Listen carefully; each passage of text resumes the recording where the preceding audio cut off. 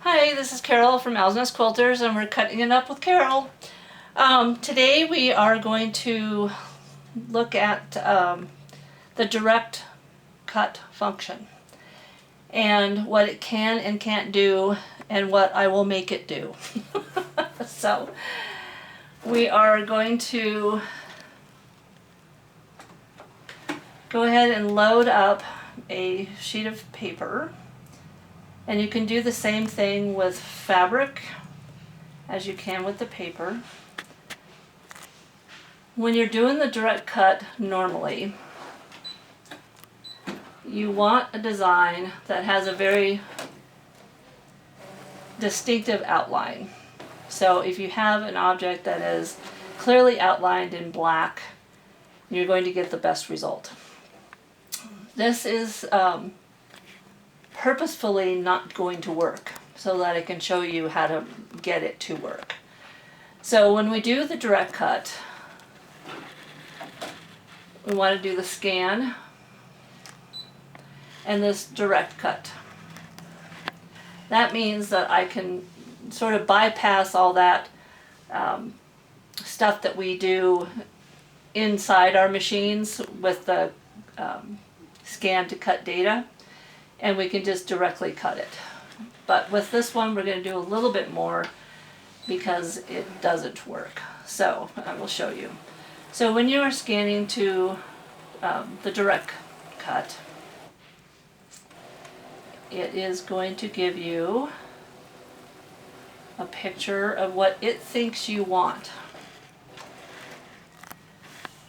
Which is why if you give it distinct lines and outlines, it will be able to better read it.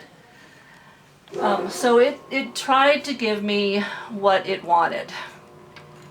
And I will show you in a second here. Let me hit OK.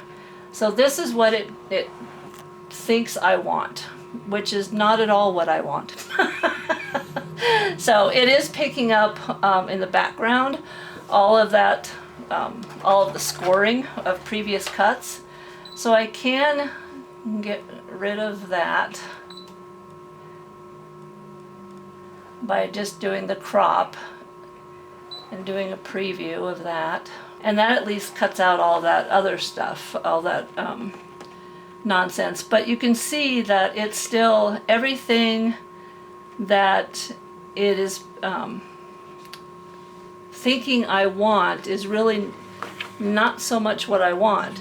If you zoom in on this leaf, it's giving me, it's going to cut everywhere there's a black line.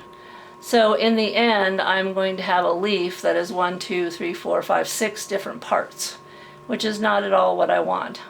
With this flower, it's just going to cut, this edge, a little bit inside, and that's not at all what I want. So this was, again, purposefully meant to not work because the machine there's not enough information for the machine to pick up to know exactly what it is that we want. So I'm going to go home and I'm going to show you another thing that sometimes helps and sometimes doesn't. So we're going to go to scan and direct cut. So in the direct cut, there are two ways that we can process the information.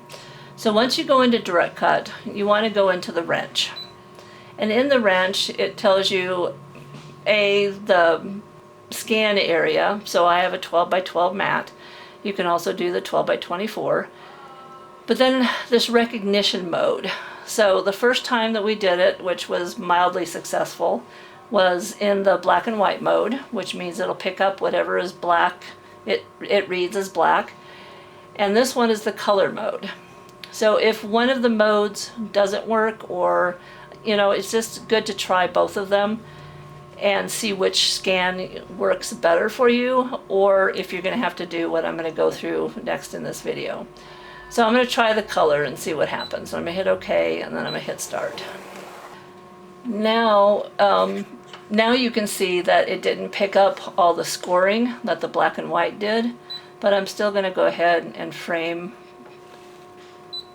my area a little bit further and hit OK. And this is what you get, which is way, way more to what I really do want. So let me zoom in on that so you can see better.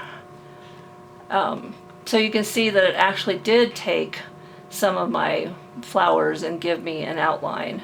Let's see what it did with that leaf. The leaf it kind of totally ignored, but it did get some of this other leaf.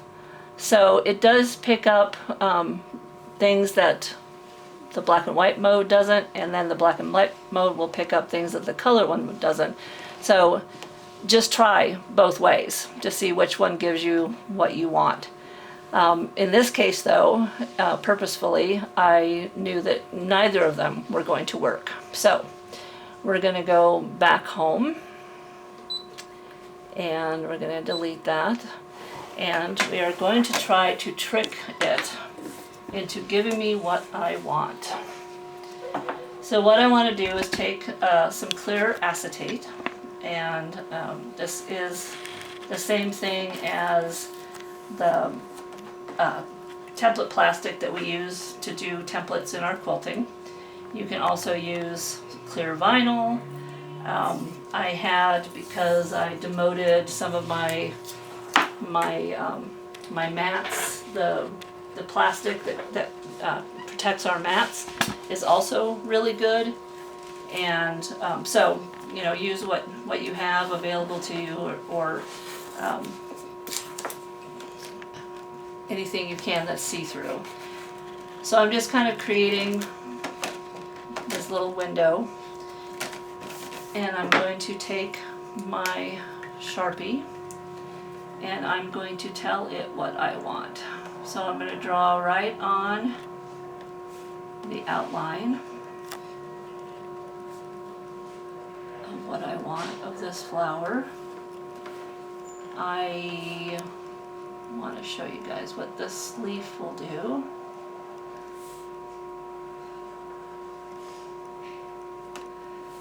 And then let's just do this flower.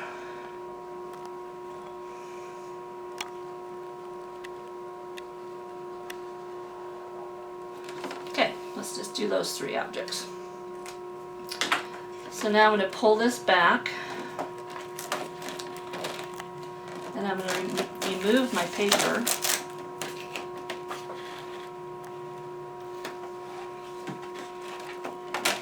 And pull that forward. And now I'm going to scan to direct cut.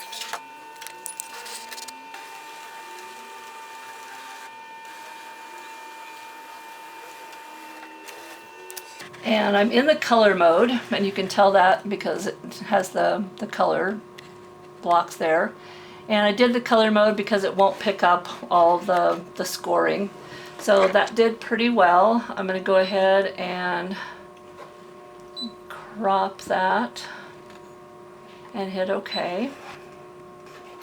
So even though my tape marks are still there, they're gray, and the only thing that you see that's black are my three objects that I drew. And I am going to remove the paper, the white paper. I'm going to put my colored paper back down, and I'm just going to position it right where it was.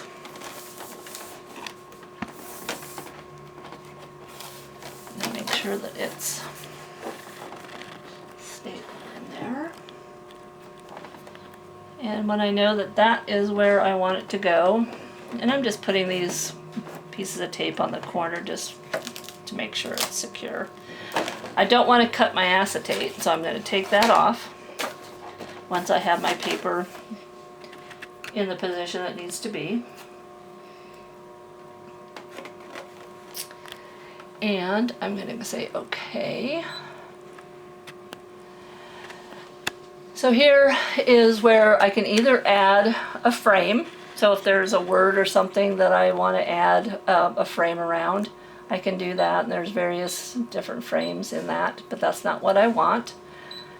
What looks like a traffic circle We have lots of them out here in Grand Junction. That's the one I want. That's adding your outline distance. So I don't want to cut right on my line that I drew. I want to add a little bit of room. And I find that the 0.04 is a pleasing amount. I don't want to go much more than that. And I'm going to hit OK and OK. And now I am ready to cut. So I'm going to please select, cut, and start.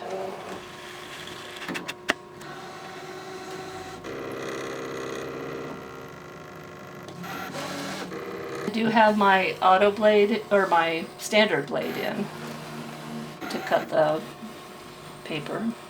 This is cardstock, decorative cardstock. And the big reveal is we have our cute little shapes all cut out. So that is a way that I've kind of devised that will help you to use paper that, or fabric that isn't cooperating with the machine, isn't playing well with the machine, but you can still use it and get some great results just with that acetate. So good luck with this, and we'll see you next time with Cutting It Up with Carol. Owl's Nest Quilters, because you love to create.